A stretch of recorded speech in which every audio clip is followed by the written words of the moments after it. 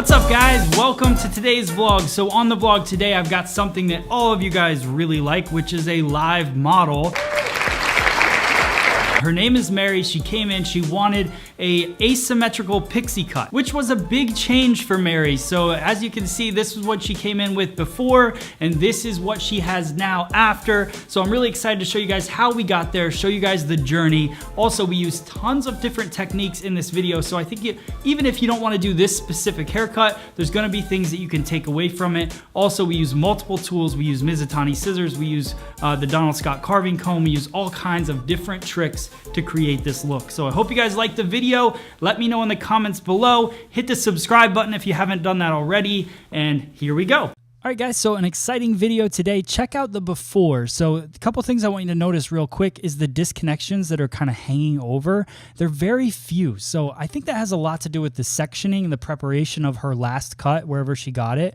So you want to make sure that anytime you're sectioning off a haircut, it has a purpose, and you're really following that head shape, or you're going to end up with disconnections that don't make sense. The thing that I put in to prep the hair, that's Invisible Wear Memory Shaper. It's like a medium hold gel. It's a brand new product from Paul Mitchell, and the thing I like most about it, it's got a nice slip to it, nice medium hold, and it's great as a cutting lotion, and it's really great on fine hair, creating a lot of shine. So sectioning is pretty simple. I go on the left-hand side of her head, and then I follow that back to about mid-crown, and then I do a diagonal back parting just to create kind of a V shape, and then I take that point down to a little bit lower on the right hand side, because we're going to create more of a disconnected asymmetrical feel on that side of the head. So we clip that away. All right, and then as we move forward, so this is where we're going to start the haircut.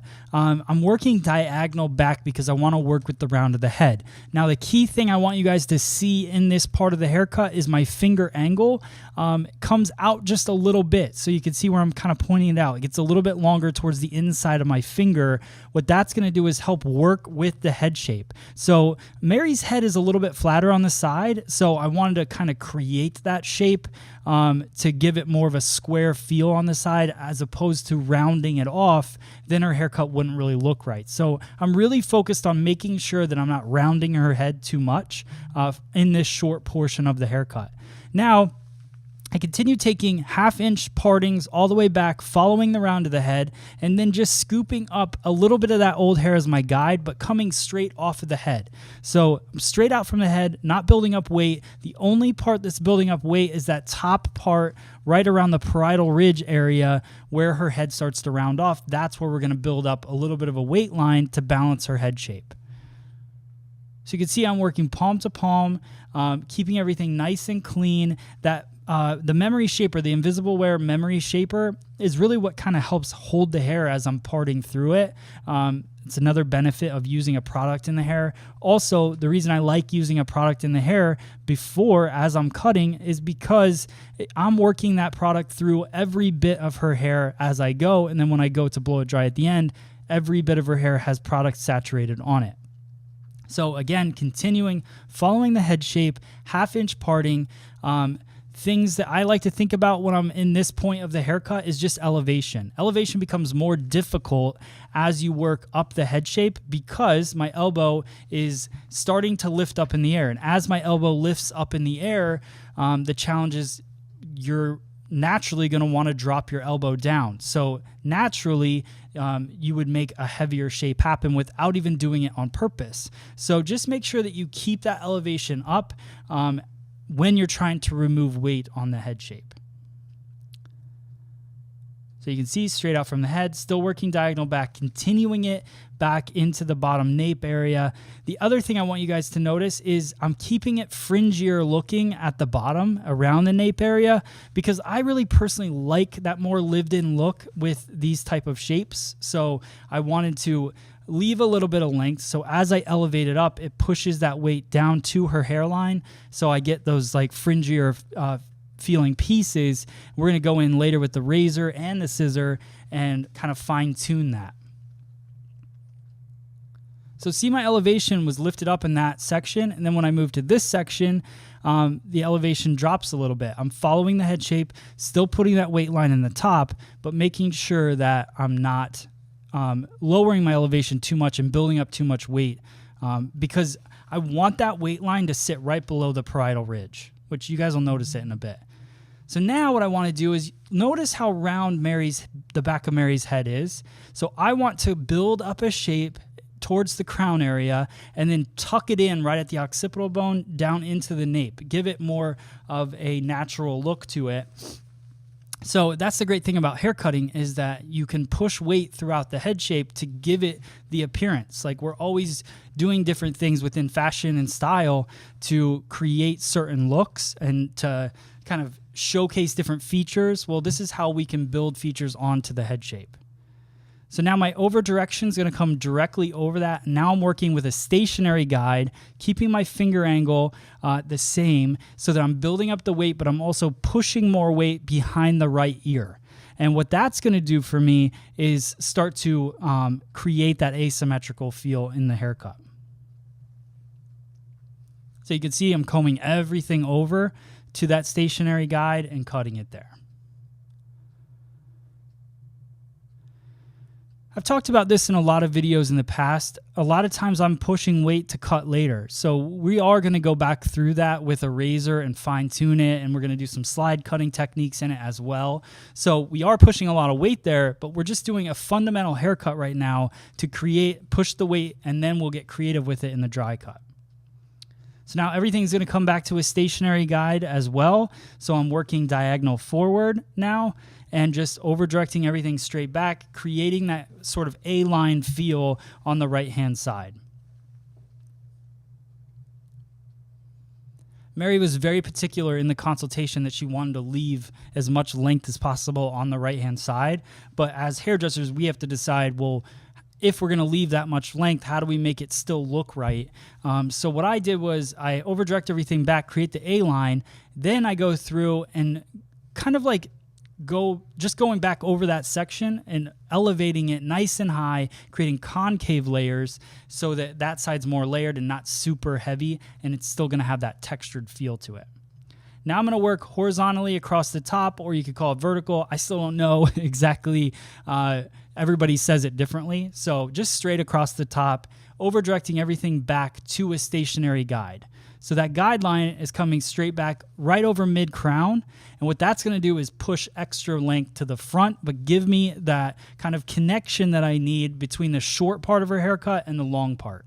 So we're creating a lot of short layers on top right now, but they will get much longer as we work our way up the head shape. So you can see I'm just cutting straight across. What that's doing is collapsing the top and building up weight towards the front.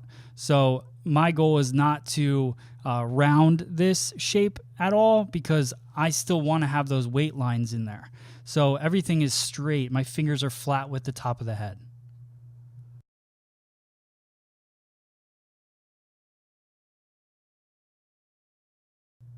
So now you can see as I brush it out, you can see how it falls forward, but we've created a lot of layers, tons of movement that you'll see once we get it in the dry portion. So now I got the Donald Scott carving comb. This is another really cool tool available on Free Salon Education.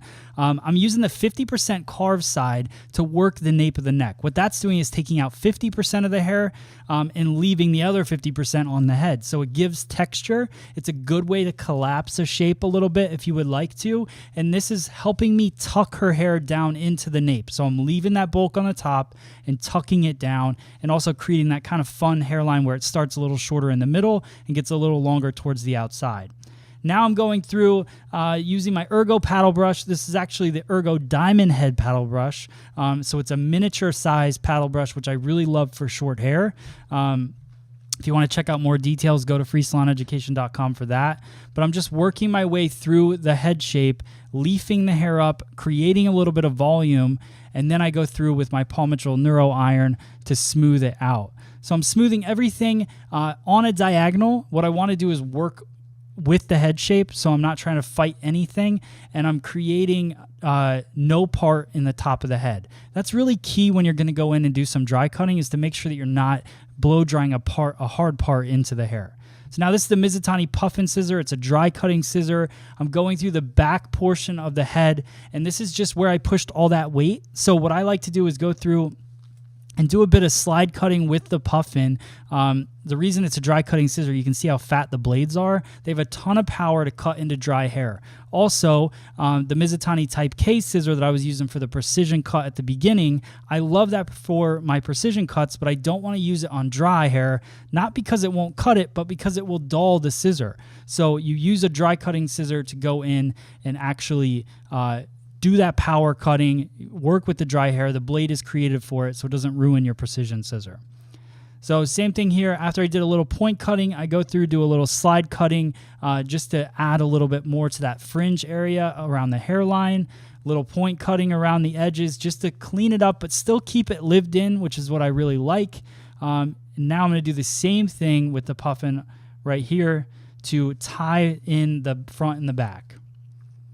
Now, the last technique that I'm going to do, you guys have seen this before quite a bit. It's the tease cutting technique. If this is the first time you've watched one of these videos, I have tons of videos on this slide cutting technique or the tease cutting technique. But what I'm doing is I'm just twisting the hair towards myself, and then I do a half open, half close tease motion as I cut the hair. So I'm half closing in, removing the weight from the hair and creating a nice line, which turns into a really cool, almost like face frame or side bang. So the last thing that I'm going to do is some more point cutting. So I take those same partings across the top of the head and just do a deep point cut to remove weight and also create some texture. You can see how bold those lines are on the top. So I just want to cut into them, soften them just a little bit.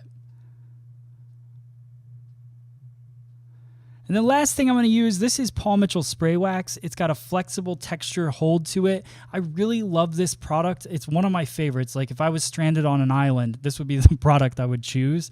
It gives a ton of texture. It's got a nice hold. It's really soft when you use a flat iron with it. So I just love it. And you can see all the bold texture that came out of this cut, how it tucks into the nape. You can see the asymmetrical feel throughout the back, pushing to the right side. And then the nice soft feeling of those round layers that we created in the front. And you can see how it builds that weight up, keeps her head from being super round looking, using that shape to kind of square it off. So hope you guys liked the video. Let me know in the comments below.